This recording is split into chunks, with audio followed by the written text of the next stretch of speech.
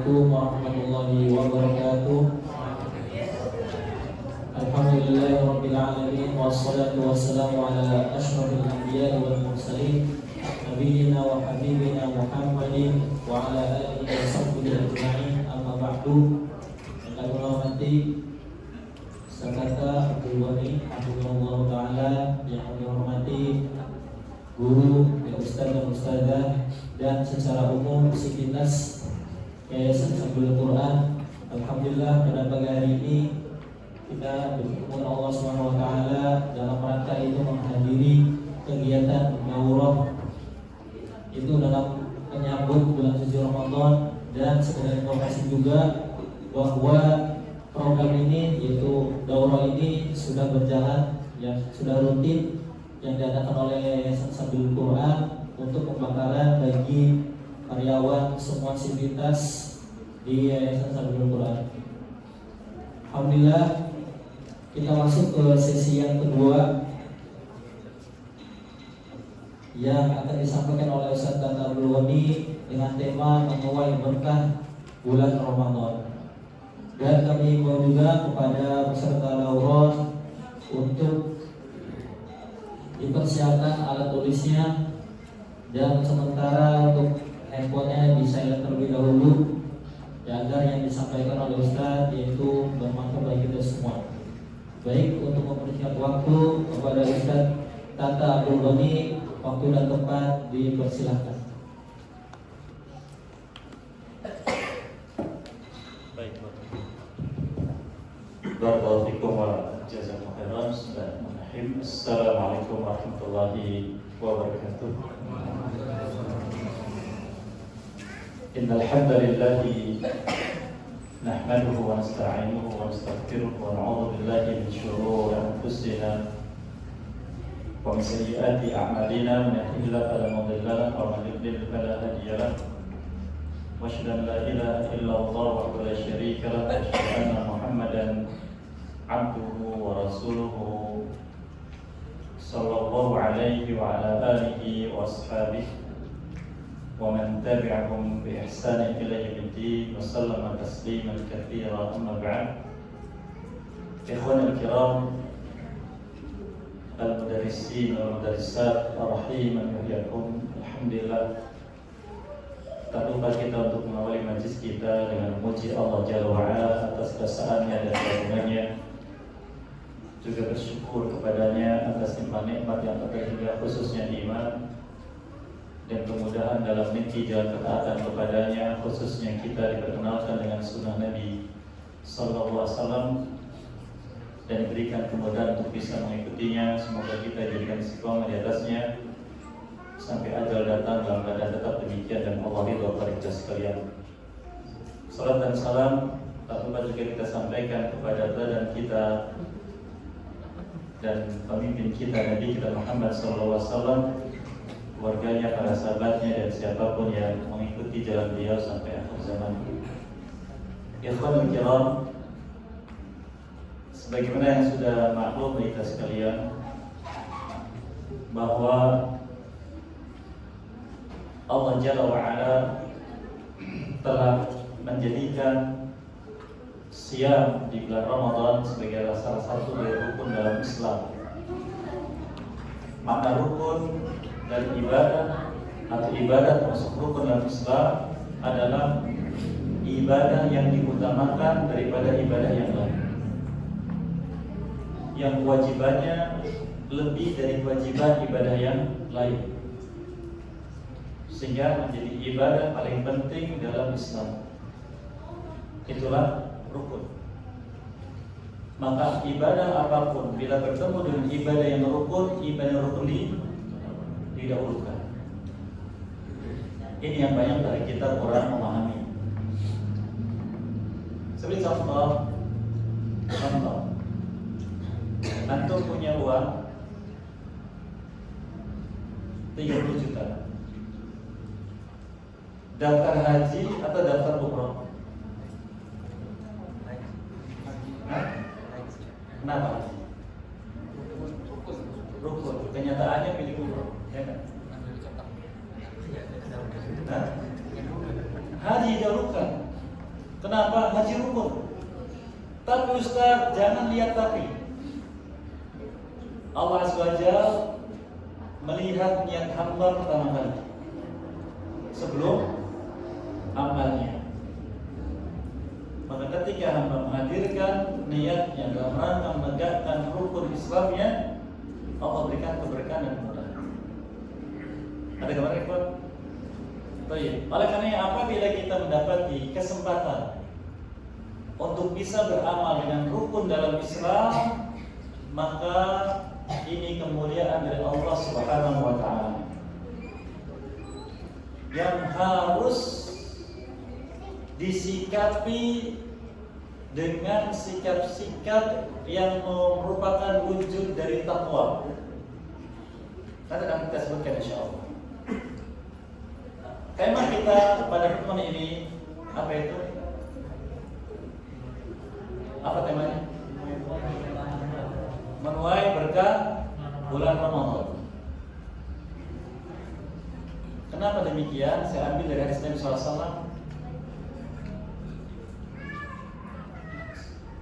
Tidak sedikit dari ulama menghasankan hadis ini dan sering dibawakan juga sebagai nasihat, yaitu beliau sabdakan, "Atakum syahrul Ramadan syahrul mubarak. Faradallahu alaikum siyamahu tuftahu abwabus sama wa tughlaqu fihi abwabul jahim wa tughallu fihi maradat syayatin lillahi fihi lailatul khair min alfi syahrin man hurrima khairaha faqad hurrim." Datang pada kalian sebentar lagi bulan Ramadan, bulan yang diberkahi. Allah mewajibkan kepada kalian siamnya. Pintu-pintu langit, pintu surga dibuka semuanya, dan pintu-pintu jahim, itu neraka, ditutup semuanya. Dan para syaitan pembangkang mereka dibelenggu. Dan Allah memiliki satu malam disediakan untuk para hambanya, di mana kebaikan pada malam itu lebih baik dari 1000 bulan. Maka barang siapa diharamkan kebaikan malam itu, ketika diharamkan dari kebaikan seluruhnya. Makanya saya sebutkan di sini keberkahannya. Pertama, kewajiban siam. Kewajiban siam berkah. Dibuka pintu langit, yaitu pintu surga, berkah. Ditutup pintu jahim, berkah. Dibelenggunya para syaitan pembangkang juga berkah. Dan ditutup dengan Lailatul Qadar. Maka untuk mendapatkan keberkahan bulan Ramadan, karena Ramadan berkah waktu yang ada di dalamnya, berkah amal yang ada di dalamnya. Maka semua yang ada di bulan itu diberkahi oleh Allah, sehingga semaksimal mungkin jangan sampai ada yang luput dari menuai keberkahan. Apa makna berkah? Apa itu berkah? Hah? Bukan berkat ya. Kalau berkat, besek isinya nasi, lauk-lauk, buah, kerupuk ya. Itu juga berkat dari kata berkah. Apa berkah?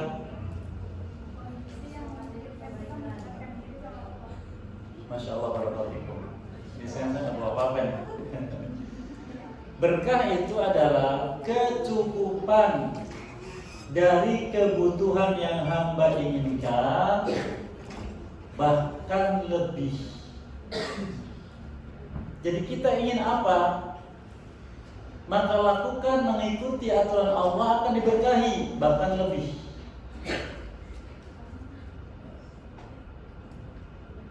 Antum ngajar di sini honornya berapa? Siap saya. Cukup tidak? Nah, yang bilang tidak cukup, tinggal ngomong aja ke personalia. Tapi kalau ditambah tidak akan pernah cukup. Tapi kalau alhamdulillah cukup Ustaz, buktinya apa? Antum bisa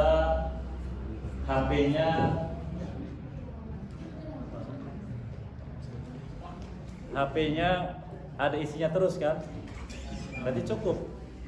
Bensinnya ada terus, berarti cukup. Ya enggak? Masih bisa aktif, berarti cukup.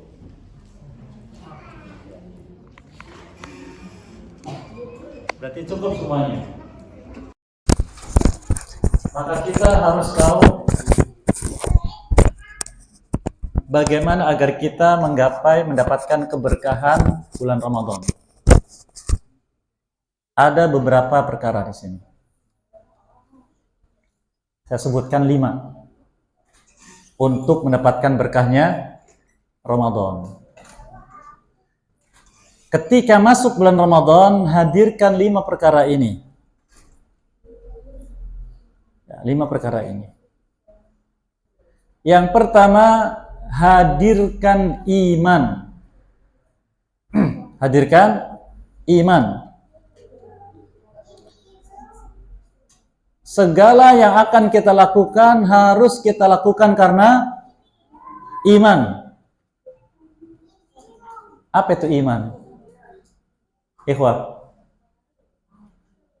tahu iman? Apa iman? Antum sering dengar kan kata iman? Apa itu iman?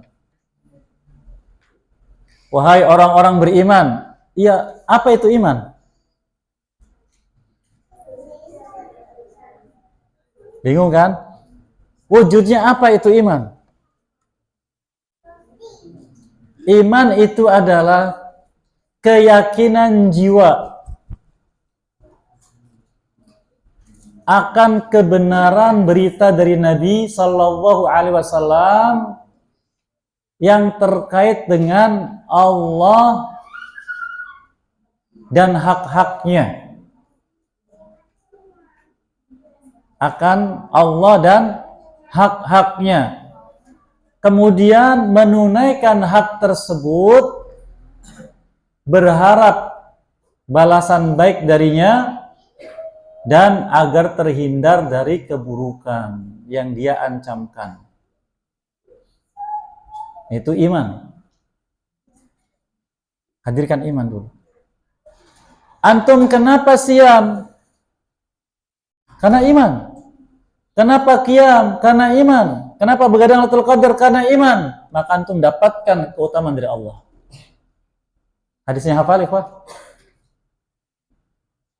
Man shoma Ramadana imanan wa ihtisaba. Man qama Ramadana imanan wa ihtisaba. Wa man qamatal qadar imanan wa ihtisaba. Lihat, apa keutamanya? Ghufira lahu ma taqaddama min dzambi. Allah akan mengampuni dosanya yang telah lalu. Kalau karena iman. Kenapa Anda siam? Saya yakin ini berita dari Nabi SAW pasti benar. Karena ini haknya Allah, saya tunaikan. Berharap janji darinya dan khawatir, takut dari ancaman azabnya. Itu iman. Sekarang bagaimana ciri orang yang beramal karena iman? Apa cirinya? Dengan itu dia sampai pada derajat yang Allah inginkan. Apa itu? Coba ayat siam. Apa semua kan? Kutiba alaikum siyam kama kutiba alal ladzina min qablikum, lalu la'allakum tattaqun. Ini untuk siam khusus.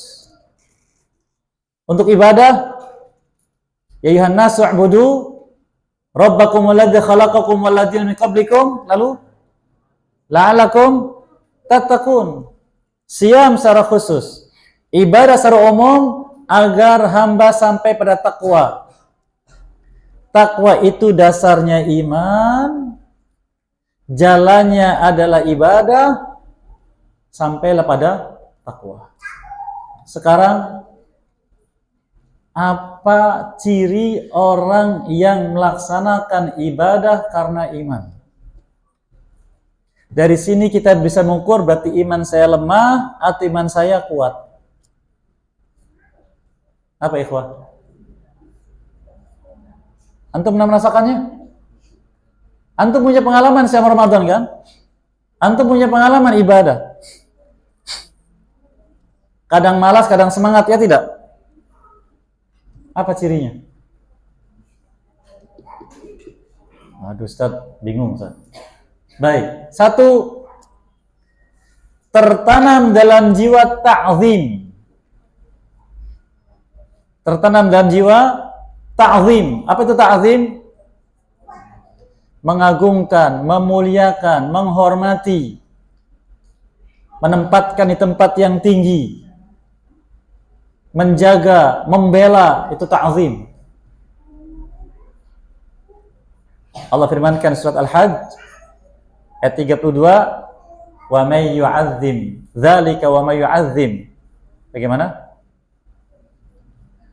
Sya'airillah. Dzalika wa mu'azzim sya'airillah. Fa innahu min taqwa al-qulub. Barang siapa mampu ta'zim kepada syiar-syiar Allah. Apa syiar Allah? Syariatnya. Fa innaha min taqwal qulub. Itulah takwa hati hamba.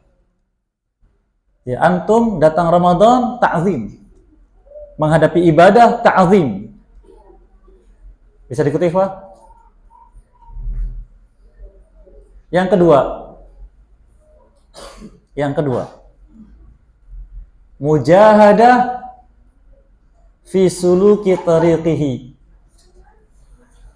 Bersemangat mengarahkan segala tenaga, kemampuan dalam meniti jalannya. Jadi antum harus mengarahkan segala kemampuan. Ketika siam, ketika sholat, ketika baca Quran, ketika apapun dari al-amal saleh. Allah firmankan di surat Al-Ankabut ayat yang terakhir, walladzina jahadu fina lanahdiyannahum subulana wa innallaha lama'al muhsinin. Dan orang-orang yang mengerahkan segala kemampuannya dalam berjalan di atas jalan kami, akan kami tunjuki kepada jalan-jalan kami, sesungguhnya Allah menyertai orang-orang yang suka berbuat baik. Ini saya suaranya ada tandingannya ya. Apa nama masjid yang menggema?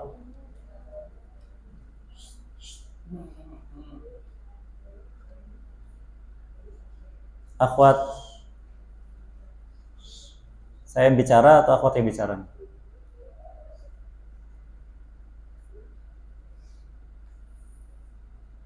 Itu yang kedua apa tadi? Hah? Apa namanya? Mujahadah. Yang ketiga, musara'ah wa musabaqah. Bersegera dan berlomba dengan sesama kita dalam melaksanakan syiar Allah Azza wa Jalla.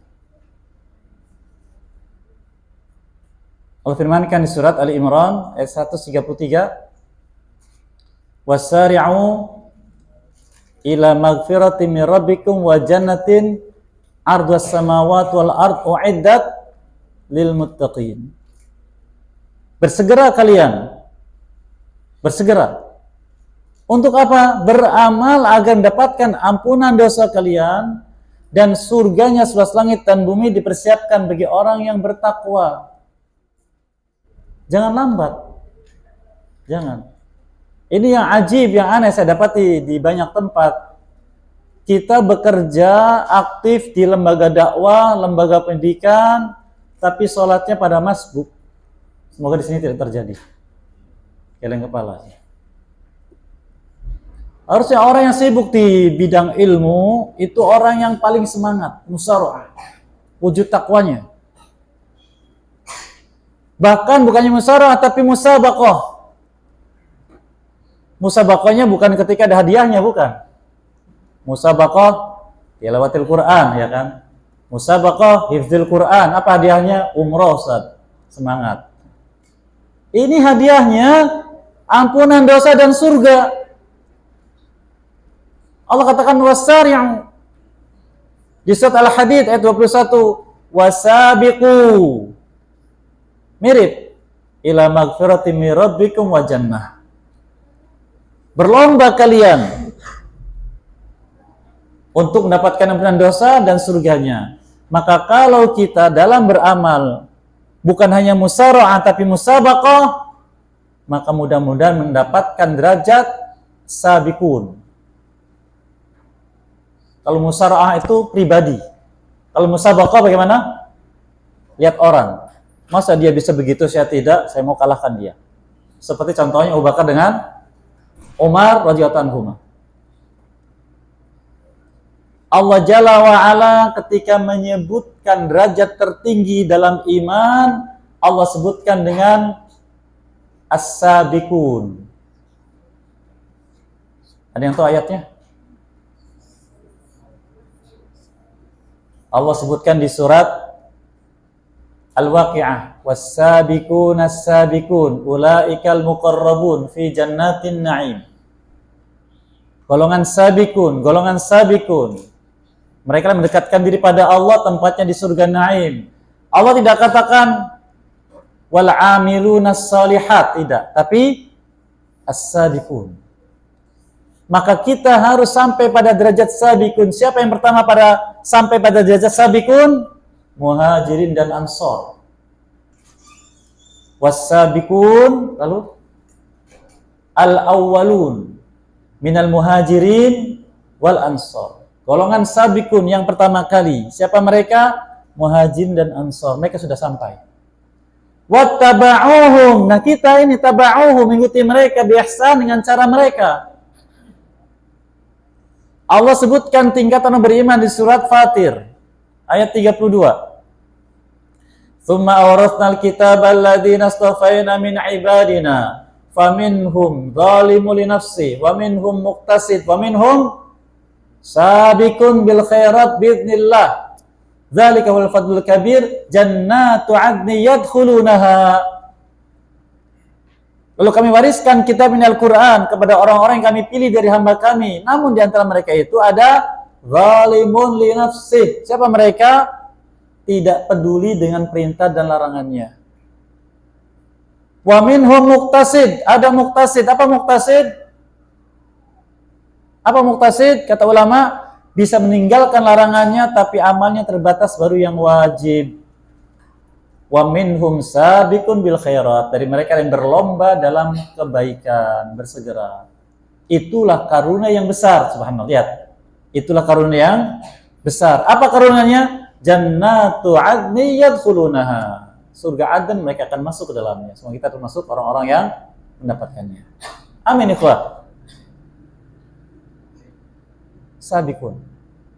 Maka kita harus berlomba, bersemangat. Itu ciri iman. Yang berapa itu? Yang ketiga. Yang keempat,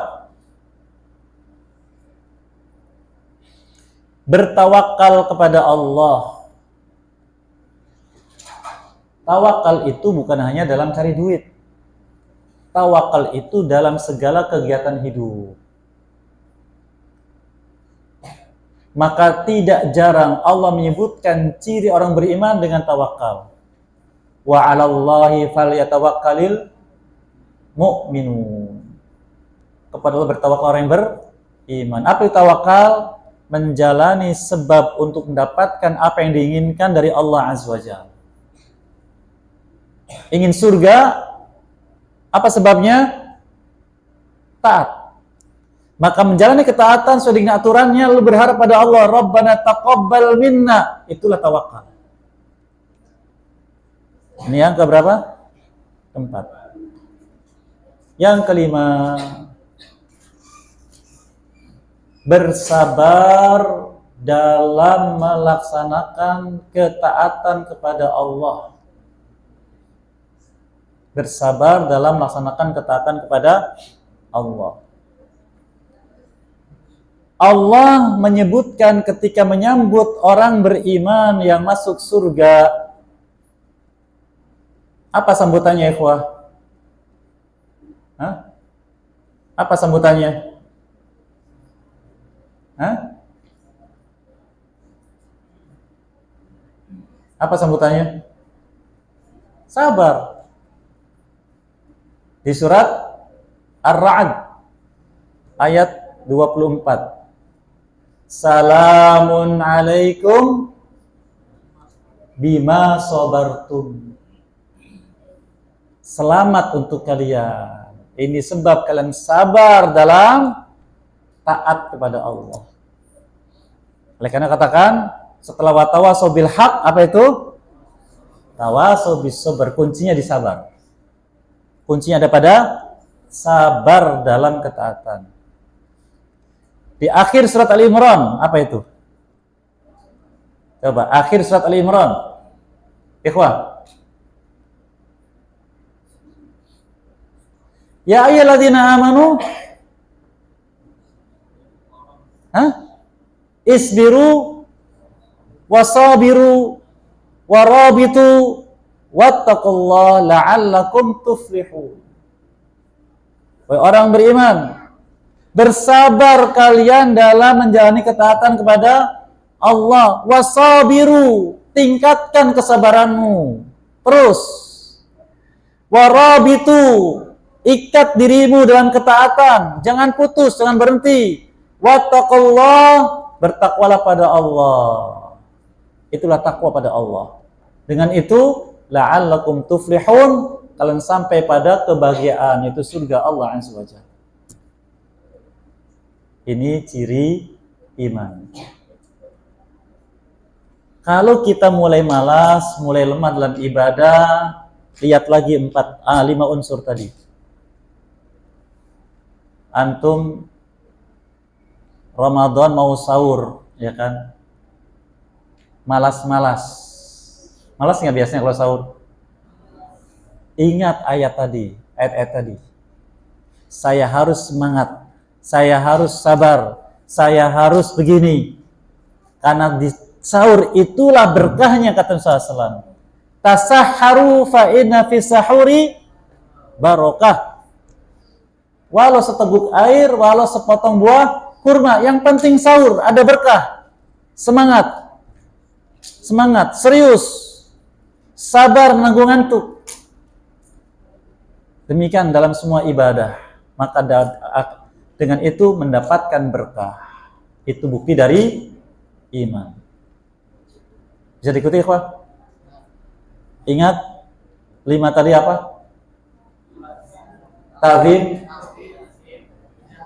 mujahadah, musara'ah dan musabaqah. Lalu tawakal, kemudian sabar. Baik. Itu unsur yang pertama. Antum hadirkan iman. Agar masuk dalam hadis tadi, man shoma ramadhana imanan. Yang kedua, hendaknya mendasari setiap amal dengan ilmu. Mendasari setiap amal dengan ilmu. Sementara ini antum beramal sudah dengan ilmu atau belum? Atau masih katanya-katanya? Hah? Sudah dengan ilmu atau belum? Harus dengan ilmu. Antum kenapa sholatnya, mau saya contohkan, Allahu Akbar. Kenapa sholatnya begitu? Takbirnya tangannya menghadap telinga, naruh tangannya di atas, di bawah pusar. Sudah dengan ilmu belum? Kan yang penting sedekah, Ustaz. Antum belum dengan ilmu. Kan takbir kan angkat tangan, Ustaz. Iya begitu mengangkat tangannya? Bukan, belum dengan ilmu. Apa kata Allah surat Al-Isra ayat 36? Wala taqfu ma laysa laka bihi ilmun. Jangan kau ikuti apa yang kau tidak punya ilmunya. Melanggar larangan Allah. Tidak sepele, ikhwah, tidak sepele. Taruhannya nanti di akhirat kita akan menggigit 2 tangan.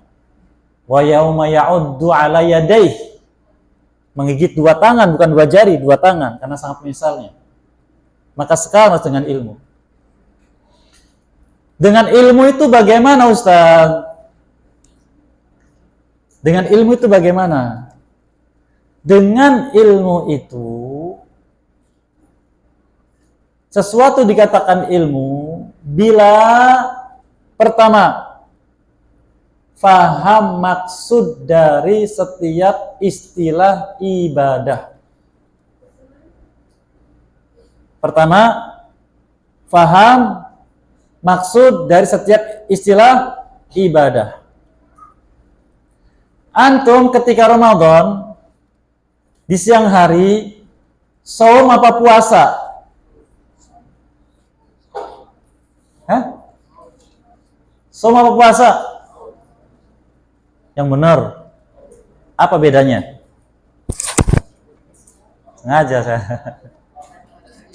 Hah? Kalau saum ilmu, kalau puasa lah.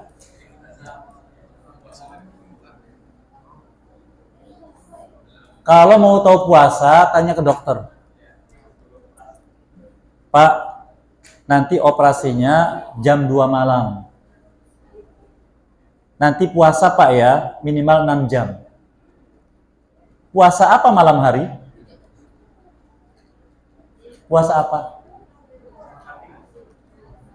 Beda puasa dengan siang. Antum orang yang sibuk dengan ilmu syar'i, ganti istilah ibadah dengan istilah Quran. Ganti. Istilah puasa, sembahyang, itu istilah orang awam. Digunakan oleh para ulama kita kepada orang awam litakribil makna, untuk mendekatkan makna yang difahami. Kalau sudah paham, kembali ke istilah asal. Karena istilah ibadah itu tidak bisa diwakili oleh terjemah, tidak bisa. Harus kembali ke makna asal.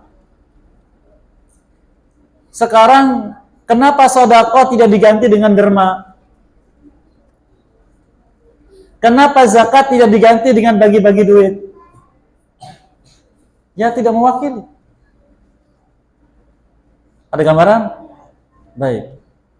Puasa itu hanya mencegah, menahan diri dari makan dan minum.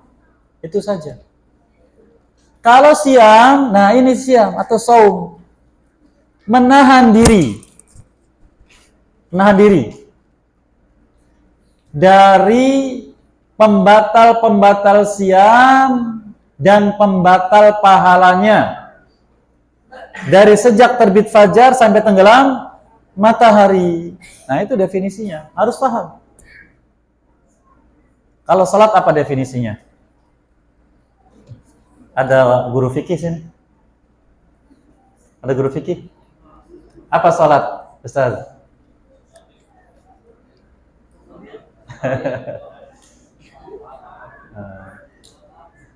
Maksudnya antum ngajar itu harus tahu bahwa karakter ilmu itu pertama paham definisi. Yang ngajar ilmu itu dia paham.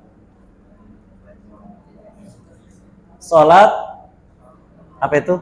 Kumpulan ucapan khusus dan perbuatan khusus, diawali dengan takbiratul ihram, ditutup dengan salam. Nah, begitu.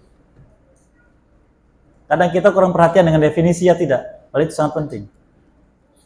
Pertama, definisi. Yang kedua, dipastikan dalilnya ada. Baru itu ilmu.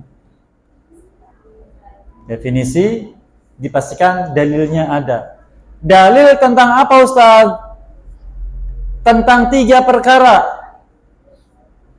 Dalil tentang perintah, 1. Yang kedua, dalil tentang cara pelaksanaan. Yang ketiga, dalil tentang keutamaan. Bisa diikuti? Akhwat ada yang pernah hamil? Saya nggak tanya Ikhwan. Akhwat ada yang pernah hamil? Baik. Dulu pesan orang tua gimana? Nah, kamu pengen anak laki apa perempuan? perempuan Bu, yang cantik, yang pinter, banyak-banyak baca surat Maryam. Ibu hamil kalau sering baca surat Maryam, nanti anaknya perempuan pinter, solehah. Keutamaan bukan berarti? Keutamaan bukan? Dalilnya apa? Zong, jangan diamalkan. Jadi ikuti ikhwah. Banyak sekali sekarang itu keutamaan dalilnya kosong. Ya. Sia-sia antum. Sia-sia. Maka katakan wala taqfu ma laysa laka bi ilmun. Jangan kau ikut apa yang kau tidak punya ilmunya. Harus jelas. Allah firmankan surat Al-Jathiyah ayat 18, "Tsumma ja'alnaka 'ala syari'atin minal amri fattabi'ha wa la tattabi'a walladzina la ya'lamun." Kemudian kami jadikan dirimu Muhammad SAW di atas syariat ini berdasarkan perintah dari Allah Azza wa Jalla. Dalil. Ikuti syariat tersebut dan jangan kau ikuti hawa nafsu orang yang tidak punya ilmu. Allah firmankan juga di surat An-Najm ayat 32. Iyattabi'una ila dhanna wa ma tahwal anfus wa laqad ja'ahum mir rabbimul huda. Tidaklah mereka beramal melainkan mengikuti prasangka baik dan hawa nafsu. Padahal datang pada mereka huda, yaitu petunjuk dari Al-Qur'an. Ada gambaran nih, Pak? Kalau kita amalnya tidak kena dalil, maka apa kata Allah surat Al-Kahfi ayat 103 dan 104? Qul hal nunabbiukum bil akhsarina a'mala alladziina dhalla sa'yuhum fil hayatid dunya wa hum yahsabuna annahum yuhsinuna sun'a. Katakan Muhammad SAW pada manusia, maukah kalian semua akan beritakan orang yang merugi nanti di akhirat? Itu orang-orang yang di dunia amalannya dhalla, tidak sesuai dengan aturan, dengan petunjuk, tapi mereka menyangka telah beramal dengan sebaik-baiknya. Maka jawaban mereka itu, masa ibadah kok nggak boleh? Ya kan? Gitu nggak? Masa ibadah dilarang? Aneh sekali. Nah, itulah orang awam. Kalau orang alim mengatakan, ya memang ibadah itu asalnya dilarang. Sampai ada dalil. Dalil perintah, dalil cara melaksanakan, dalil keutamaan. Maka ada kaidah. Akhwat, nanti sekali lagi ada suara, saya mending berhenti. Karena saya sudah membatalkan jadwal tempat lain.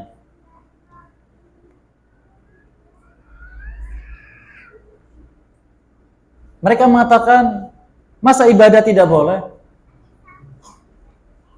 Apa kata ulama? Al-aslu fil ibadati at-tahrim. Sepakat ulama. Asal ibadah itu dilarang.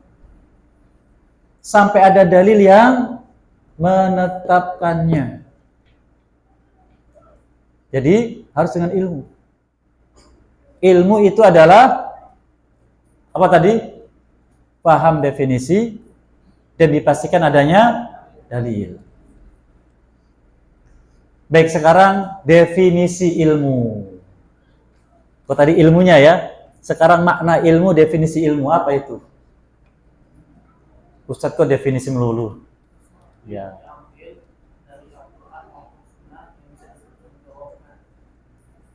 Apa tadi? Sesuatu.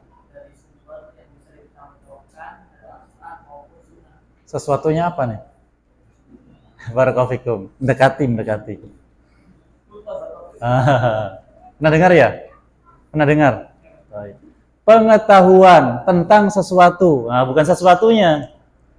Pengetahuan tentang sesuatu. Yang diambil dari sumbernya yang bisa dipertanggungjawabkan, yaitu kitab dan sunnah. Dan menghasilkan keyakinan hati. Atau iman. Juga berbuah amal soleh.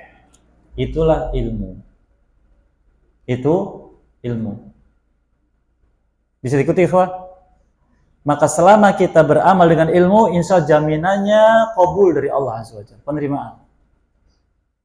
Jaminan. Ya, tapi tergantung kitanya. Tergantung kitanya. Baik, ini yang kedua. Ilmu. Yang ketiga, Yang ketiga. Nah, sebelum masuk yang ketiga, ilmu yang kita pelajari itu bukan sekedar pengetahuan lalu berbuah amal, bukan. Karena amalnya bisa tidak berarti di sisi Allah bila maksud dari ilmu tidak nampak pada seseorang. Jadi ilmu itu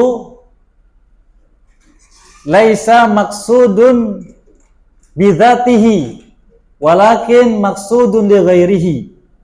Ilmu itu bukan maksudnya untuk sekedar ilmu, bukan. Tapi untuk maksud yang lain. Sehingga kita belajar ilmu itu bukan hanya kita ingin tahu banyak pengetahuan, bukan, tapi untuk sesuatu yang lain. Maknanya kalau kita berilmu lalu bisa mengamalkan ilmu, belum cukup sampai maksud dari ilmu nampak pada diri kita. Apa itu? Zuhuru al-khisal al-hamidah. Nampaknya sifat-sifat yang terpuji. Nah, di sini kita harus tahu sifat dari orang yang berilmu. Saya bicara demikian karena saya di depan orang yang ngajar ilmu. Jadi saya sampaikan. Karena berapa banyak dari orang mengajar ilmu, sifat ininya langka tidak ada. Kalau sifat ini tidak ada, yang timbul itu kata orang tua gumede. Tahu gumede? Merasa diri besar, bangga diri, merasa lebih pintar dari yang lain, merasa mulia, merendahkan orang lain. Nah, itu yang ada. Ujub. Karena sifat ilmunya tidak melekat. Mohon maaf nih ya, mohon maaf. Sifat ilmu itu, kata ulama, menjadikan orang yang mempelajarinya di awal langkah jadi sombong. Di awal langkahnya menjadi sombong. Kenapa? Merasa banyak tahu. Sehingga gampang menilai orang. Baru tahu segitu aja sudah kayak gitu. Nah, apaan? Baca kitabnya baru sedikit, ya kan? Apaan? Belajarnya di mana itu? Nah, begitu yang ada. Tapi kalau orang yang sudah melekat sifat ilmunya, Masya Allah, masih muda tapi luar biasa ilmunya, kan gitu. Saya harus belajar sama dia. Walaupun dia sudah lanjut usia. Dan mungkin yang bicara tadi muridnya sendiri, tidak masalah. Apa sifatnya? Yang pertama, semakin yakin dengan al-haq. Semakin yakin dengan al-haq, itu sifatnya. Sudah? Yang kedua, jujur dalam segala hal. Jujur dalam segala hal. Yang ketiga, amanah dalam mengerjakan tugas. Tugas apa? Tugas apapun. Khususnya tugas dari Allah Azza wa Jalla, itu ibadah.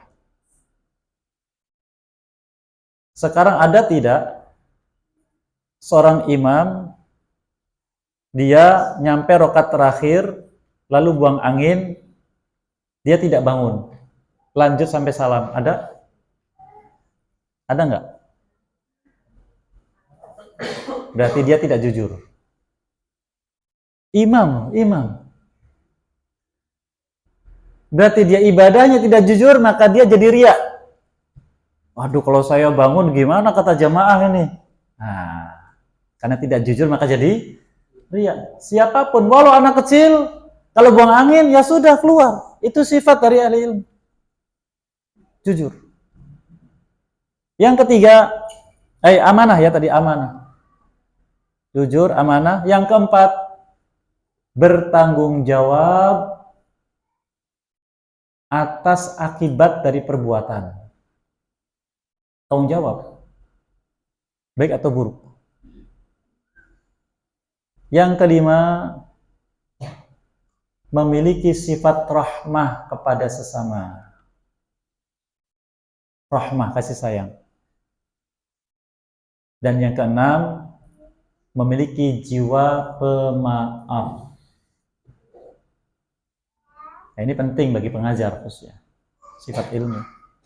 Ada siswa bandelnya luar biasa, apalagi guru SD ini. Jangan disikapi dengan kemarahan, emosi, atau hukuman. Anak usia SD itu, dia bikin tingkah, itu pelampiasan kekesalan. Dari masalah yang dihadapi, mungkin dengan teman, mungkin di rumah, mungkin dimanapun. Bagaimana caranya? Panggil. Takut anak kan dipanggil, hilangkan rasa takutnya. Ya. Mampir ke Warmindo. Guru itu harus modal. Jadi antum kalau ingin berkah penghasilan dari ngajar, walaupun honornya kecil, di kantong itu sedia duit receh. Nah, bawa duit receh di kantong. Kalau ada anak bermasalah, bawa jajan. Ya deh, kita jajan yuk. Diem aja. Kenapa? Bingung anak kan? Enggak, ini bapak bayarin kok, nggak apa-apa. Nah, mau es krim ya? Es krim. Terus duduk. Bapak senang sekali sama kamu. Nah, bangkitkan mentalnya. Bapak kalau kamu nggak hadir itu kehilangan. Dari situ ditanamkan rasa percaya diri, senang dengan pelajaran kita. Sehingga untuk membuat anak senang belajar itu, jadikan guru disenangi oleh siswa. Tapi ada satu yang bapak itu sedih. Bapak nggak percaya kamu begitu. Kok begini ya? Bisa nggak cerita? Rahasia kita berdua. Nah, begitu. Ada gambarnya, Pak? Jadilah dia menjadi baik. Makanya pondok itu bengkel akhlak. Nah, begitu caranya. Madrasah itu bengkel akhlak, itu caranya. Akhlak baik, maka Allah ridhoi. Baik, sifat ahli ilmu. Sifat orang yang berilmu tadi, ada berapa? 6. 1. Yakin. 2. Jujur. 3. 4. 5. 6. Barakallahu. Tapi yang pertama jangan dilupakan ya. Baik. Masuk yang ketiga. Ikhlas dalam amal. Kita semua sudah tahu bahwa syarat diterimanya amal adalah ikhlas diantaranya. Ikhlas dalam amal. Apa itu ikhlas? Bagaimana kita bisa ikhlas? Ini penting. Apa yang maksud dengan ikhlas? Apa yang maksud dengan ikhlas? Tahu nggak ikhlas? Ikhlas itu adalah berharap dengan amal balasan dari Allah di akhirat. Balasan di akhirat. Apa itu? Mungkin lihat wajah Allah, mungkin dapatkan surga, mungkin dapatkan ampunan, mungkin dapatkan ridhonya, mungkin dijauhkan dari azab, mungkin diampuni dosa, semuanya di akhirat. Dan Allah Azza wa Jalla memberi kita di dalam kehidupan ini semua karunia untuk mendapatkan itu. Untuk mendapatkan itu. Dan ini harus menjadi moto seorang muslim dalam hidup. Apa moto ya? Bukan pakai kamera HP, bukan moto. Tahu nggak moto? Kalau sekarang bahasanya udah ganti, zaman saya muda dulu moto. Visi. Apa visi? Kata-kata yang mencerminkan tujuan. Panduan hidup. Surat Al-Qasas ayat 77. Wabtaghi fima ataqallahu daral akhirah. Wala tansa nasibaka minad dunya wa ahsin kama ahsanallahu ilaik. Wala tabghil fasad fil ard innallaha la yuhibbul mufsidin. Adalah engkau cari dengan apa yang Allah berikan padamu. Apa itu? Dari ilmu, kesehatan, dari harta, jabatan, semuanya. Cari dengan itu. negeri akhirat. Dan jangan kau lupakan bagianmu di dunia. Silahkan makan enak, tidur enak, rumah besar, kendaraan bagus, tidak masalah, silahkan. Jangan kau lupakan. Tapi tetap untuk akhirat. Caranya bagaimana? Berbuat baik pada manusia. Dan jangan mencari-cari berbuat kerusakan, karena Allah tidak suka pada pelaku kerusakan. Oleh karena kalau kita baca sejarah hidup ulama kita, jangan jauh-jauh ulama yang sekarang, khususnya mereka yang sudah wafat, yang kita cuma mendengar namanya, seperti Syekh bin Baz, Syekh Al-Albani, Syekh Utsaimin, rahmatullahi ajma'in. Subhanallah, mereka itulah yang mengamalkan ayat ini. Sepanjang pengetahuan saya dari beberapa berita yang menyaksikan langsung. Syekh Al-Albani rahimahullah ketika mengajar di Madinah, dia kalau berangkat naik mobil, itu setiap mahasiswa yang lewat dipanggil suruh ikut. Mari berangkat bersama. Kalau kita gimana? Cuek aja kan? Biasa kan, ada anak lambat pulang. Dek, pulangnya kemana? Ke anu. Dijemput nggak? Iya, bentar lagi datang. Oh. Kalau yang belum, diantar. Begitu. Berbuat ihsan. Syekh bin Baz rahimahullah tiap zuhur pintu gerbang rumahnya dibuka, menjamu makan siapapun yang mau datang, yang diundang dan tidak diundang. Subhanallah, diamalkan oleh mereka. Mengajarkan ilmu, mengamalkan ilmu pertama kali. Kita pun harus begitu. Menghindari ancaman Allah di surat Al-Baqarah, "Atamuruna an-nasa bil birri wa tansawna anfusakum wa antum tatluna al-kitab afala ta'qilun?" Kalian menyuruh manusia berbuat baik dan kau lupakan dirimu sendiri, kalau engkau membaca kitab, engkau berakal tidak? Nah, gitu. Dan sebagainya. Ini ikhlas, mengharapkan negeri akhirat. Adapun keutamaan dunia yang disebutkan dalam dalil itu mengikuti bonus.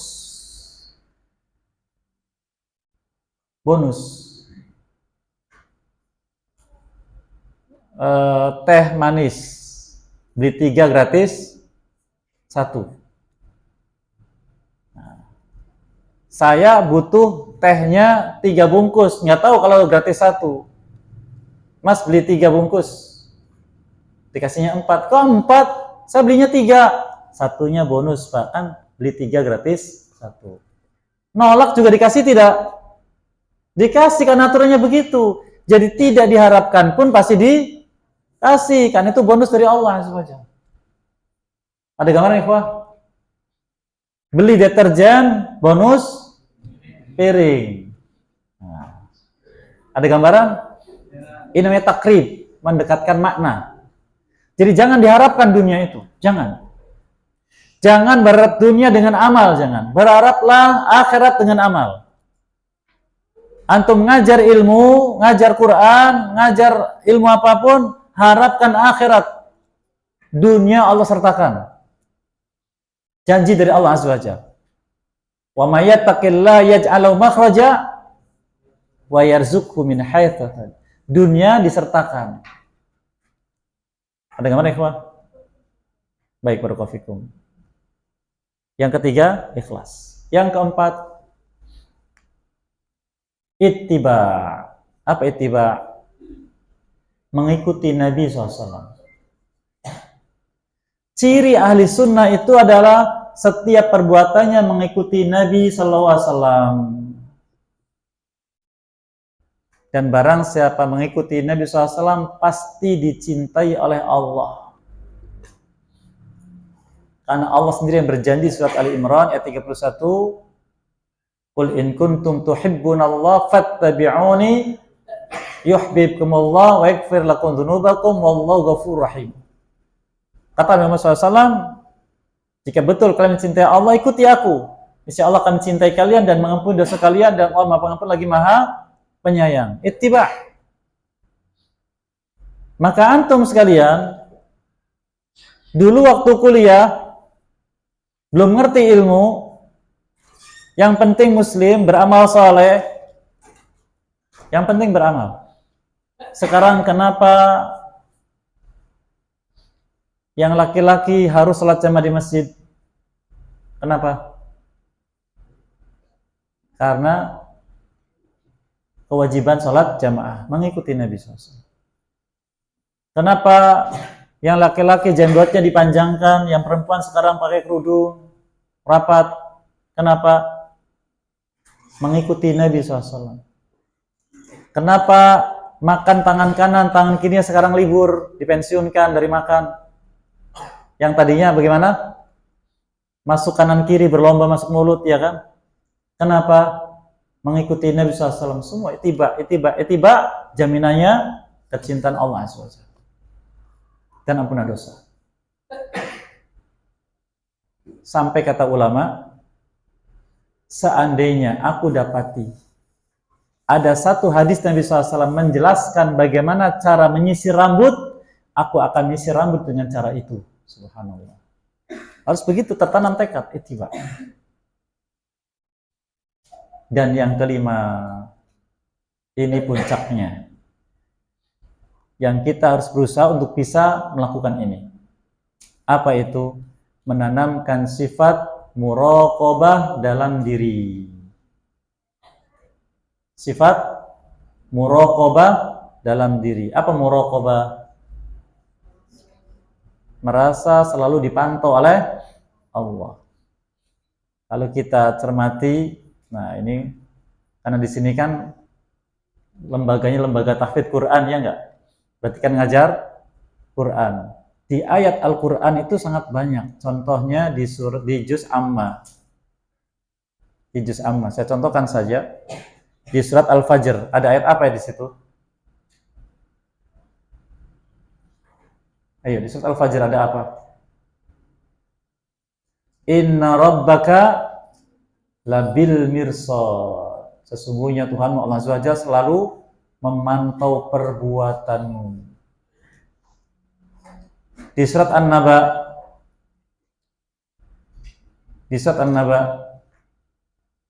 ada apa di sana?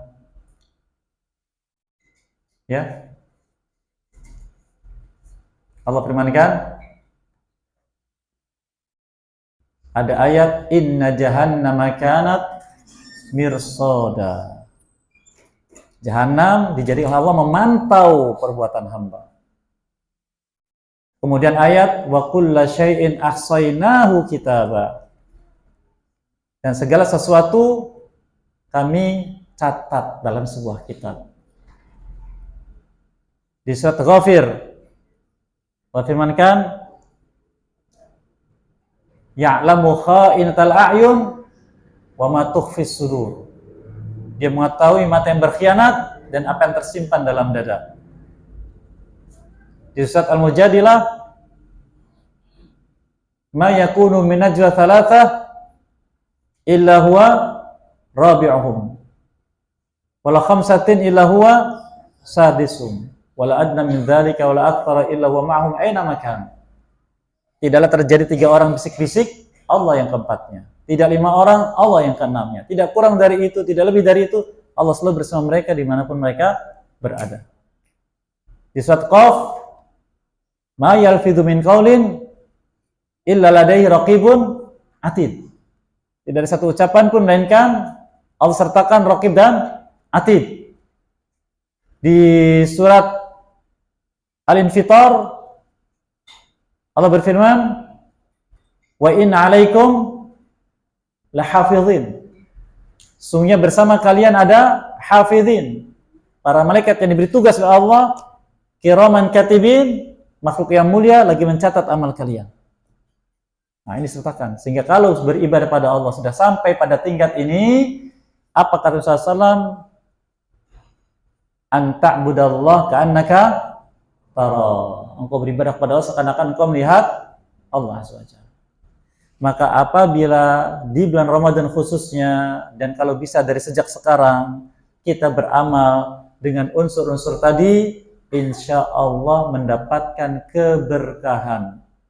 Keberkahan amal, keberkahan umur, dan keberkahan segala sesuatu. Dan ini dibiasakan dari sekarang, agar ketika Ramadan semuanya kita dapatkan. Maka jadilah syahrun mubarak, betul-betul bulan yang diberkahi untuk kita. Sebab nanti puncaknya ada di akhir Ramadan. Dan itu menentukan nasib ke depan. Yang kata Nabi SAW di hadis yang kita sebutkan tadi, apa kata beliau? Lillahi fihi lailatun khairun min alfi syahrin. Dan Allah memiliki satu malam yang nilainya lebih baik dari 1000 bulan bagi yang mau beramal di malam tersebut. Man hurrima khairaha. Barang siapa yang diharamkan kebaikan malam itu, tidak peduli dengan amal malam itu, faqad hurrim, maka telah diharamkan kebaikannya. Apa kebaikannya di sini? Itu kebaikan 5 unsur tadi. Sehingga tidak peduli. Yang penting amal tapi tidak peduli. Maka kita harus cermat. Karena kita ikhwah berlomba. Hidup ini berlomba. Berlomba dengan apa? Pertama, berlomba dengan syaitan. Dan di Ramadan beliau sebutkan syaitan dibelenggu. Yang kedua, berlomba dengan hawa nafsu. Yang ketiga, berlomba dengan waktu atau ajal. Ini berlomba dengan 3. Jangan sampai kalah. Berlomba dengan syaitan. Syaitan itu membidik setiap anak Adam agar tidak menjadi hamba yang bertakwa. Allah firmankan di surat Fatir ayat yang ke-6, Inna syaitana lakum aduun fattakhidhu aduwa innama yad'u hizbahu liyakunu min ashabis sa'ir. Sungguh syaitan itu musuh untuk kalian, jadikan dia sebagai musuh karena dia mengajak teman-temannya dari manusia untuk menemaninya dalam neraka sa'ir. Berlomba. Dia datang kepada kita sampai ajal. Menjelang ajal datang, dia ikut. Ketika ajal datang, manusia ikut ajakannya. Apa kata dia? Allah buka rahasia di surat Al-Hasyr. Kamathali syaitan idh qala lil insani ukfur falamma kafara qal. Bagaimana? Qal inni bari'un minka inni akhafullaha rabbal alamin. Seperti syaitan yang berkata pada manusia, kufurlah engkau. Kufurlah engkau. Ketika manusia kufur dan ajal datang, apa katanya? Aku tidak tahu menahu dengan urusanmu, berlepas diri darimu. Karena aku takut kepada Allah Azza wa Jalla. Syaitan. Yang kedua, berlomba dengan apa? Dengan apa tadi? Hawa nafsu. Hawa nafsu kita selalu bergejolak. Contohnya sekarang aja ada hawa nafsunya tidak ada, kapan selesai, ya kan? Iya enggak? Ngantuk, lapar, hawa nafsu, berlomba. Salat malam berlomba dengan hawa nafsu tidur dan sebagainya. Jangan dikalahkan. Dan yang ketiga, berlomba dengan ajal. Jangan seperti Fir'aun. Fir'aun sudah diajak oleh Nabi Musa SAW untuk menjadi orang muslim, untuk beriman. Dia menolak, dia membangkang. Ketika ajalnya datang bagaimana? Allah firmankan surat Yunus alaihissalam ayat yang ke-90, hatta idza adrakal gharq qala amantu annahu la ilaha illalladzi amanat bi bani Israil wa ana minal muslimin. Sehingga ketika dirinya mendapati tenggelam, saat itu dia berkata, sekarang aku beriman bahwa tidak ada sembahan yang berhak diibadahi kecuali sembahan yang diimani oleh Bani Israel. Sekarang aku menjadi orang muslim. Nah, pengen jadi orang muslim dia. Tapi terlambat. Kalah dia dalam perlombaan. Jangan. Padahal yakin benar seruan Nabi Musa alaihissalam. Wajahadu biha wastaiqanatha anfusuhum dzulma wa 'uluwa, kata Allah. Jiwa-jiwa mereka itu sebenarnya yakin akan kebenaran seruan Nabi Musa alaihissalam. Ya. Tapi mereka ingkar karena sombong lagi zalim. Nah, ini berlomba dengan ajal. Allah firmankan wala tamutunna illa wa antum muslimun. Jangan sampai kalian mati kecuali kalian tetap jadi orang muslim. Maka doalah kepada Allah di antara doa kita agar ketika wafat jadi orang muslim. Nabi Yusuf sendiri berdoa alaihissalam di surat Yusuf, tawaffani muslimah wa alhiqni bis sholihin. Ya Allah, wafatkan aku menjadi orang muslim dan kumpulkan bersama orang saleh. Ini gambaran secara umum agar kita mendapatkan keberkahan. Khususnya di bulan Ramadan harus ada tadi. Berapa unsur? Coba kita ulas. Berapa? 5. Dengan iman, dengan ilmu, dengan ikhlas, dengan ittiba, dengan muraqabah. Dengan iman, apa tandanya? Ta'zim. 2, mujahadah. 3, musabaqah, musarah dan musabaqah. 4, tawakal. 5, sabar. Dengan ilmu,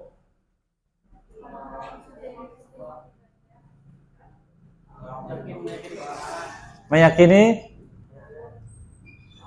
Dengan ilmu, memahami definisi. Yang kedua,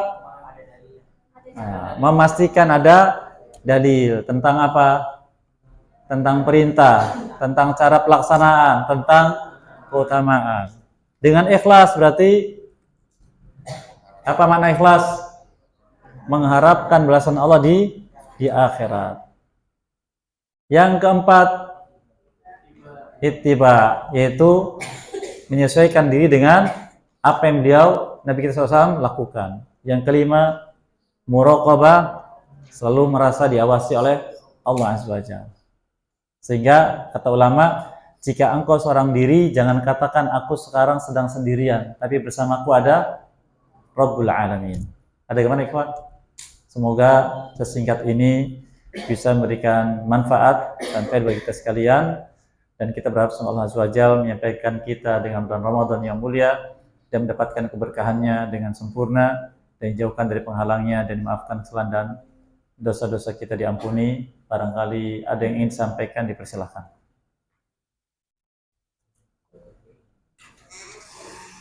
Alhamdulillah, saya di sesi kedua ini alhamdulillah setelah selesai, kita masuk sesi yang terakhir, yaitu ditanya jawab berkaitan tentang materi yang tadi disampaikan. Silakan.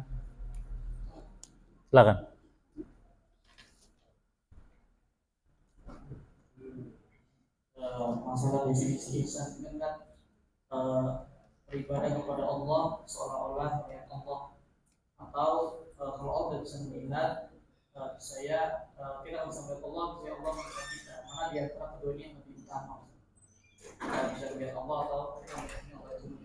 Baik, barakallahu fikum wa jazakallahu. Ini definisi ihsan. Kata Sasam, al-ihsanu an ta'budallaha ka'annaka tara fa in lam takun tara fa innahu yarak. Ihsan itu seakan-akan engkau melihat Allah. Jika engkau tidak bisa melihatnya, maka yakinlah bahwa Allah senantiasa melihatmu. Ini derajat ihsan. Yang pertama afdol dari yang kedua. Pertanyaannya, Ustadz, katanya di dunia ini kita tidak bisa melihat Allah. Kok di sana disebutkan seakan-akan engkau melihat Allah? Apa makna seakan-akan? Ka'annaka, seakan-akan, bukan membayangkan, bukan. Di sini kata ulama, Allah di dunia ini tidak bisa dilihat. Karena Allah berfirman pada Nabi Muhammad SAW surat Al-A'raf, lan tarani, engkau sekali-kali tidak akan bisa melihat di dunia ini.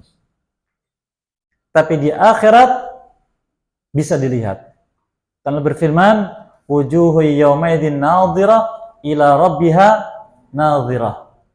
Pada hari itu orang beriman wajahnya berseri-seri karena melihat wajah Tuhan mereka, Allah Azza wa Jalla. Maka ka'annahu tara, seakan-akan melihat. Allah Jalla wa Ala zat yang gaib. Maka orang yang bertakwa itu beriman dengan yang gaib, alladzina yu'minuna bil gaib. Dan akhirat juga gaib. Maka tingkatan yakin iman dengan yang gaib, tingkatannya ada 3. Ada 3 tingkatan. Yang pertama, ilmul yakin. Yakin tapi baru ilmu. Apa itu ilmu?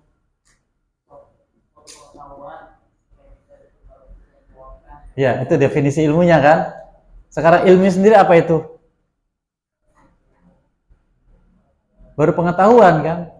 Pengetahuan yang buat kita yakin, ya enggak? Dari sumbernya tadi. Contohnya api panas. Yakin tidak? Yakin? Dari mana yakinnya? Hah? Baru teori saja. Coba anak kecil, anak SD, api panas, es dingin, langsung percaya? Langsung, itu namanya ilmu yakin. Baru sekedar berita, yakin.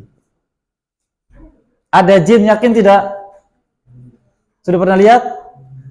Nah, belum. Baru apa? Baru ilmu, baru pengetahuan. Sehingga kadang masih ada ragu, ya tidak? Kenapa masih ada ragu? Baru sekedar pengetahuan, gambaran, belum melihat, belum merasakan. Ada gambaran? Maka di dunia ini segala sesuatu yang terkait dengan perkara gaib baru namanya ilmu yakin. Maka Allah firmankan tentang itu di surat apa itu? At-Takatsur. Di surat At-Takatsur. Gimana bunyinya? Hah? Tsumma latarawunnaha. Nah, sebelumnya kalla law ta'lamuna ilmal yakin. Sekali-kali tidak. Seandainya kalian berilmu tentang akhirat, ilmal yakin. Apa ilmal yakin? Yakin akan berita dari Quran dan Sunnah. Baru gambaran saja. Namanya ilmal yakin. Di akhirat latarawunnal jahim. Nanti setelah kamu mati akan lihat jahim, langsung melihat. Maka masuk tingkatan yang kedua, namanya tsumma latarawunnaha ainal yakin, melihat. Maka ainal yakin disebutkan matanya, melihat langsung. Semakin yakin tidak? Yakin. Yang ketiganya apa ya? Yang ketiganya apa? Ilmu yakin. Terus apa tadi? Ainal yakin. Yang ketiganya apa? Dalilnya. Hah? Surat apa ya? Al-Waqi'ah.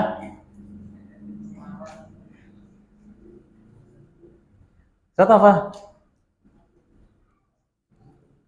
Ayo, Pak.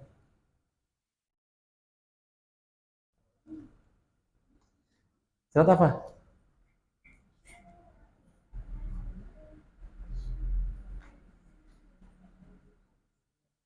Al-Waqi'ah betul?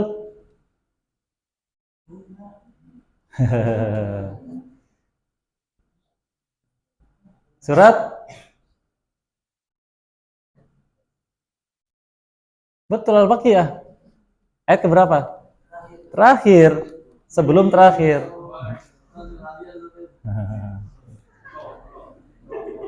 Nih ayatnya. Wa amma in kana minal mukadzibin adh-dhalin. Adapun orang yang termasuk pendusta lagi sesat, fanuzulun min hamim. Nanti mereka masuk ke dalam neraka yang bakar mereka. Wa tasliyatu jahim. Itulah hiburan untuk orang yang masuk ke dalam neraka jahim, dapat adab yang panas. Inna hadza lahwa haqqul yakin. Itulah haqqul yakin. Kenapa haqqul yakin? Sudah merasakan azab oleh Allah. Ayat yang kedua juga ada. Apa ayat yang keduanya? Hah? Apa ya, Pak? Surat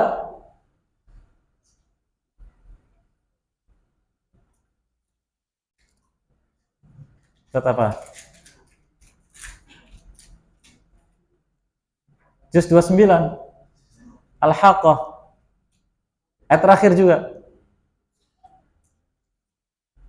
Wa inna lana'lamu anna minkum mukadzibin wa innahu lahasratun al-kafirin wa innahu lahaqqul yakin. Sungguhnya kami tahu dari kalian itu ada pendusta dan sungguhnya itu adalah penyesalan bagi orang kafir dan itulah haqqul yakin. Jadi tingkatan haqqul yakin kapan? Sudah merasakan haqqul yakin. Haqqul yakin itu 100% yakinnya. Ainul yakin 90%. Kalau ainul yakin, ilmul yakin 75%. Tapi masih ada ragu-ragunya. Ada gambaran ya? Begitu. Wallahu a'lam bishawab.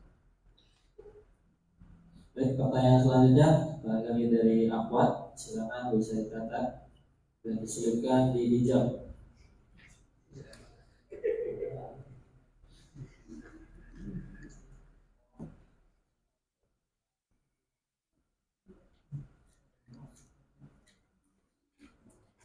Ada?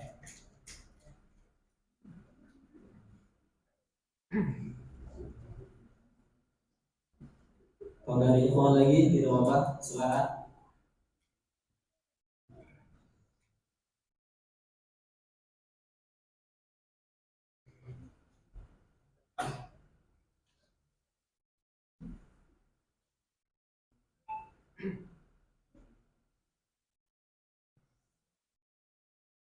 Dari Akhwat ada?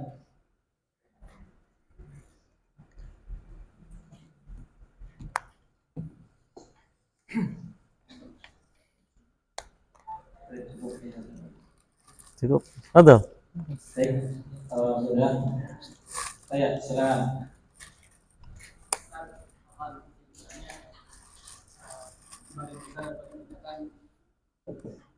Menjalani ibadah saum sekian kali. Bagaimana indikator apa yang di situ menentukan bahwasanya itu adalah ibadah saum terbaik kita atau ibadah saum yang lebih baik daripada tahun-tahun sebelumnya. Indikatornya apa? Kemudian buah yang dirasakannya apa? Kemudian kiat-kiat untuk menuju itu bagaimana? Baik, barakallahu fikum. Antum cermati tidak yang saya sampaikan tadi? 5 perkara masing-masing ada cabangnya. 5 perkara itu dasarnya. Kalau antum bisa menghadirkan dasar tadi dalam ibadah tadi, berarti antum melaksanakan ibadah dengan sesuatu yang dapat jaminan qabul dari Allah. Bukannya qabul, tapi jaminan janjinya. Kemudian akan sampai pada kesempurnaan bila cabang-cabangnya antum hadirkan. Maka antum akan dikatakan mendapatkan nilai takwa dari ibadah antum tadi. Nilai takwa itu yang Allah inginkan bila sifat-sifat dari setiap perkara tadi melekat dengan kita. Maka saya katakan tadi di awal, indikator seseorang dia melaksanakan amal karena iman, berapa tadi? 5. Indikator antum ikhlas dalam beramal, tadi sebutkan.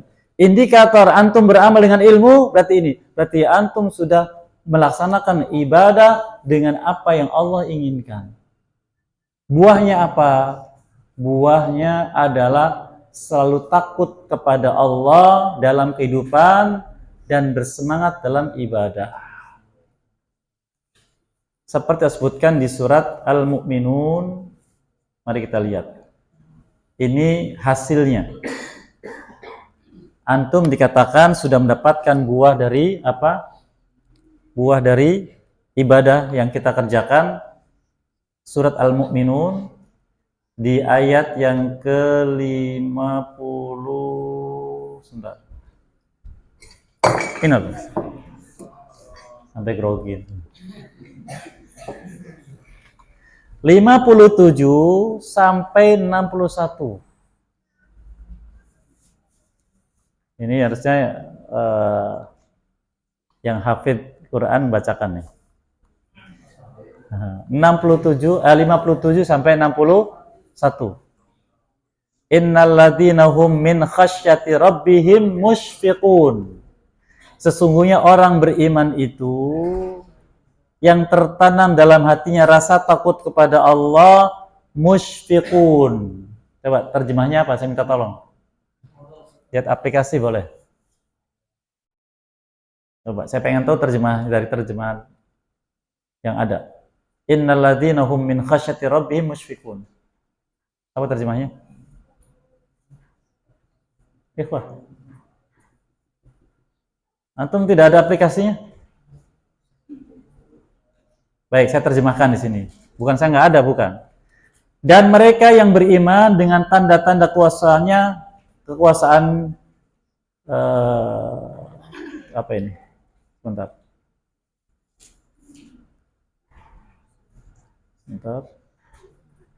Sesungguhnya orang yang karena takut adab Tuhannya, mereka sangat berhati-hati. Paham nggak? Takut berhati-hati, paham nggak? Khasyah itu takut.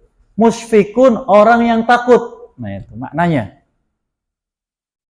Jadi terjemah Quran itu kadang bikin kita apa? Bingung. Khasyah itu takut kepada Allah akan azabnya karena kenal dengan Allah. Ikuti Pak. Dan itu dengan ilmu. Al-Firman Surat Fatir, innama yakhsyallaha min ibadihi al-ulama. Tidak ada yang takut pada Allah kecuali para ulama. Ya khasyah itu rasa takut hamba kepada Allah akan azabnya disebabkan karena mengenal Allah SWT. Musyfikun adalah orang yang beramal saleh karena takut akan azab Allah. Bisa nggak diikuti? Jadi orang beriman itu tertanam dalam hatinya rasa takut akan azab Allah dan diikuti rasa takutnya itu dengan amal soleh. Satu. Yang kedua, walladzina hum biayati rabbihim yu'minun, dan orang-orang yang beriman dengan ayat-ayat Tuhan mereka Allah Azza wa Jalla. Apa itu beriman? Yakin dengan akan apa yang ada.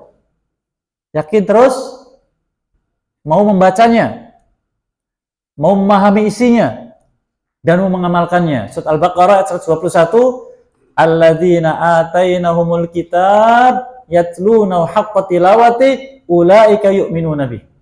Orang yang kami beri kitab lalu mau membacanya haqqa tilawati, yaitu memahaminya dan mengamalkannya, itulah orang yang beriman dengan Quran tersebut. Dua. Yang ketiga, walladzina hum birabbihim la yusyrikun, orang yang tidak berbuat syirik pada Rabb mereka walau syirik kecil. Sehingga ketika beramal waspada agar jangan sampai ada riya. Yang keempat, walladzina yu'tuna ma atau wa qulubu wajila annahum ila rabbihim raji'un, dan orang-orang yang berbagi dengan apa yang mereka dapatkan dari Allah karunia-Nya, dalam keadaan itu pun hati mereka selalu takut kepada Allah. Kenapa? Karena pasti kembali kepadanya. Jadi ikhwah, beramal tapi selalu takut akan azab Allah, bukan berbangga, bukan senang, tapi takut. Maka apa kata Allah? Ulaika yusari'una fil khairat, maka mereka itulah orang yang bersegera dalam kebaikan. Tanda iman bukan tadi? Yang berapa itu? Yang iman ada berapa tandanya? 5 tadi. Ulaika yusari'una fil khairat. Lalu wahum laha sabikun. Dengan itu semua mereka sampai pada sabikun. Apa itu sabikun? Ikhwan, derajat tertinggi dari iman. Was-sabiqunal awwalun minal muhajirina wal ansar walladzina tabauhum bi ihsan. Bisa diikuti, Ikhwan? Itulah ayat-ayat yang menjelaskan orang yang dipilih oleh Allah itu sifatnya semacam tadi. Nah, kita berusaha harus bisa mendapatkan sifat itu.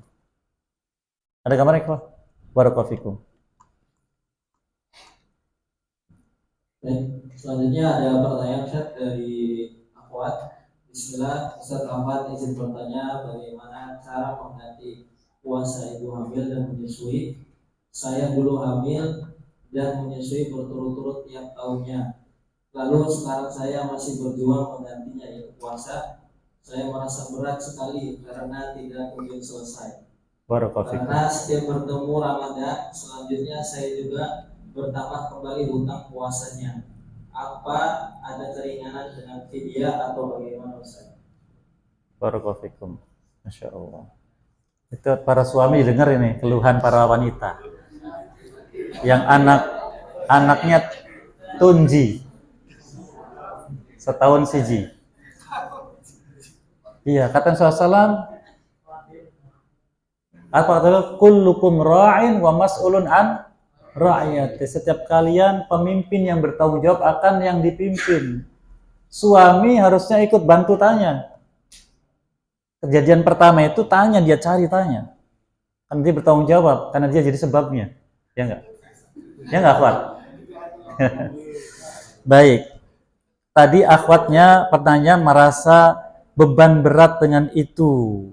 Berarti kalau merasa beban berat itu bertentangan dengan firman Allah di surat Al-Baqarah yang menjelaskan tentang hikmah siam. Surat Al-Baqarah hikmah siam ayat 185. Hafal ya? Yuridullahu.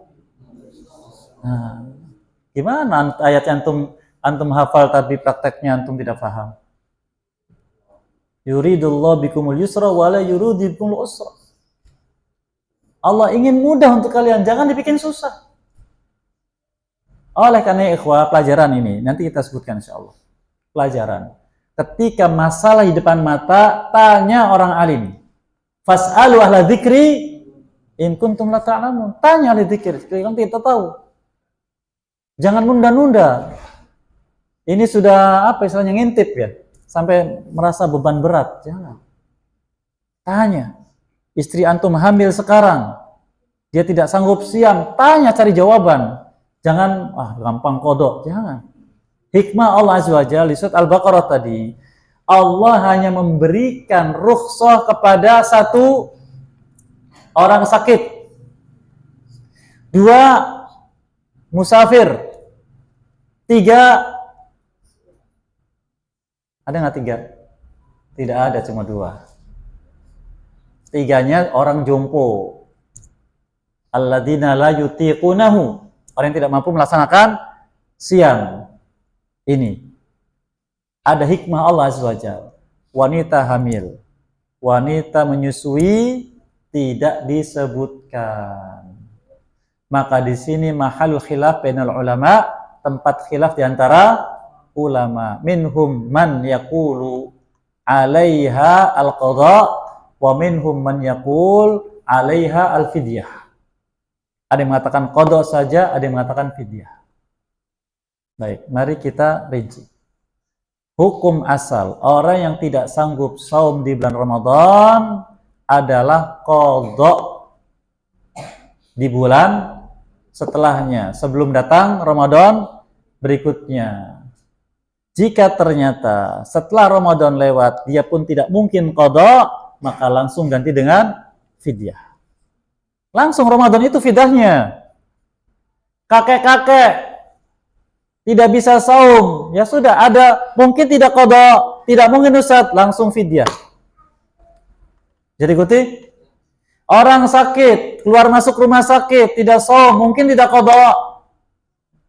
Mungkin tidak mungkin, langsung fidyah. Musafir, tidak saum Ramadan, mungkin tidak qada, fidyah. Maaf, qada. Bukan mungkin fidyah, maaf. Mungkin tidak qada. Ada gambaran?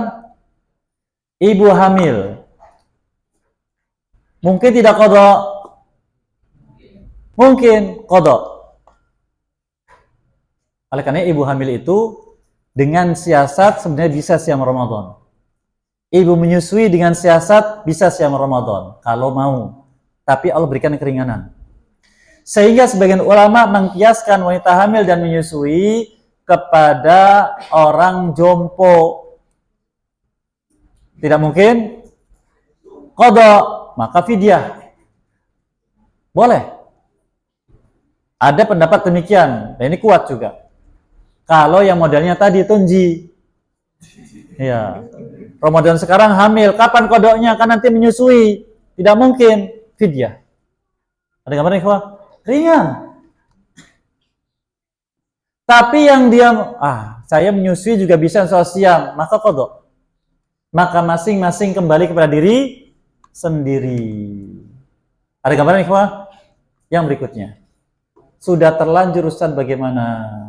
Pertama bertobat kepada Allah Azza wa Jalla karena kekeliruan. Jauh dari ilmu. Lalu apa yang kemarin berazam untuk qada, maka silahkan qada. Ke depan ketika Ramadan lagi mendapatkan halangan, silahkan fidyah. Ada gambaran? Sekarang Ustadz boleh nggak fidyah yang kemarin fidyah saja? Ini saya belum tahu jawabannya. Masih mencari. Karena banyak kasus para wanita menyepelekan qada ketika seminggu lagi, 2 minggu lagi Ramadan. Aduh, saya masih sebulan lagi, gimana ya? Gimana ya? Udah fidyah saja. Jalan pintas. Yang saya dapatkan sementara ini adalah qada itu dibayarkan masih di bulan Ramadannya. Kenapa? Karena memang syariatnya yang kedepannya tidak bisa qada, maka dia langsung fidyah. Begitu. Untuk lebih jelasnya silakan nanti kalau sempat tanya ke yang lain, tapi saya masih mencari insyaallah. Wallahu a'lam.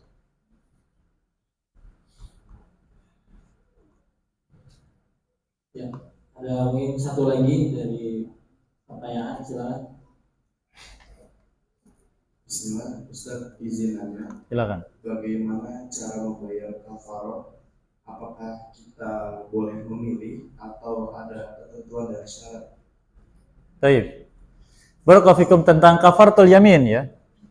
Kafaratul yamin, kafarah sumpah itu sebenarnya mengatakan itu adalah ikhtiyari. Memilih. Tapi orang beriman itu kalau disuruh memilih yang paling afdol. Bukan yang adna, bukan yang paling ringan. Kalau kita karena lemah iman jadi yang paling ringan. Pertama apa? Memerdekakan budak. Yang kedua kafarah yamin sumpah. Pertama memerdekakan budak. Yang kedua memberi makan fakir miskin 10 orang. Yang ketiga memberi pakaian miskin 10 orang. Saum itu badal kalau ketiganya tidak mampu. Baru saum 3 hari. Tapi kebanyakan menyangka fidyah sumpah itu dengan siam, tidak dengan 3 ini. Kalau tidak mampu semuanya baru dengan siam. Adapun kafarah pergaulan suami istri di siang Ramadan ini bertahap. Pertama kafarah itu apa? Berikan budak dulu. Tidak mampu maka siam 2 bulan berturut-turut. Tidak mampu baru sedekah 60 orang fakir miskin. Itu pilihan kalau kafarah siam. Makanya pengantin baru harus bisa menahan diri. Barakallahu fikum. Saya kira cukup. Baik, alhamdulillah di sebulan ini kita sudah melewati beberapa acara. Alhamdulillah semoga yang disampaikan oleh Ustaz itu bermanfaat bagi kita semua.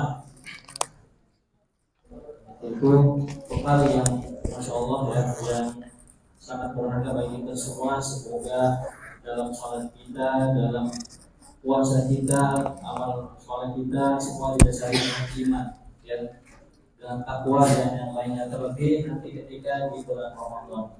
Dan semua juga sebagai amal jariah pada Ustaz sendiri, ya. Dan kurang lebih mohon maaf, kita akhiri dengan doa kafaratul majelis. Subhanallah wa bihamdihi, asyhadu an la ilaha illa anta, astaghfiruka wa atubu ilaik. Wassalamualaikum warahmatullahi wabarakatuh.